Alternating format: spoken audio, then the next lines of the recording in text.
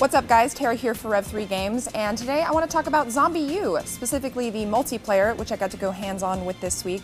There's actually 3 multiplayer modes in there. There's one called Time Attack, where you try to kill as many zombies as you can in an allotted amount of time. There's also a survival mode, where basically you have a limited resources, ammo and health, and you try to survive as long as you can.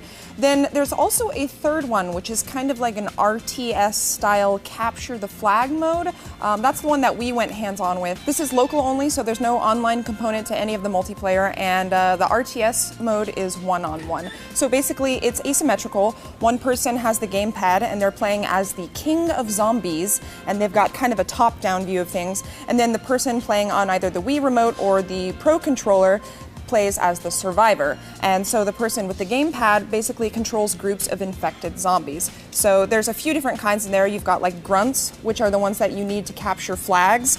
You've got hunters, which will actually seek out the survivor. And then of course there's an entire leveling system in there as well. So you can level up to earn better kinds of zombies. There's an explosive hunter, which gets near the survivor and just explodes. There's a spitter, which throws acid on them. There's a sprinter, which can run a little bit faster than the other zombies. And you can also get stat improvements when you level up as well. You can decrease the time it takes to regenerate your zombie units.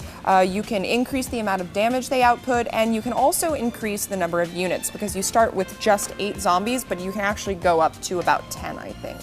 And then, like I said, the person on the Pro controller is playing things in a first-person shooter view.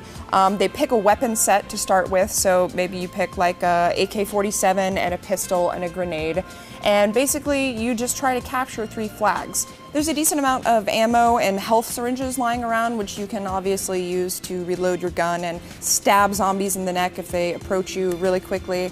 It's not really scarce or anything. It just takes, there's zombies coming at you from every direction basically. So you have to think quickly and move quickly the whole time. So you can stack the grunts on top of each other if you want to capture flags more quickly, but it still takes quite a long time to capture a flag. So if you're playing with somebody of roughly the same experience level as you, they're probably going to be about 20 to 30 minutes per match.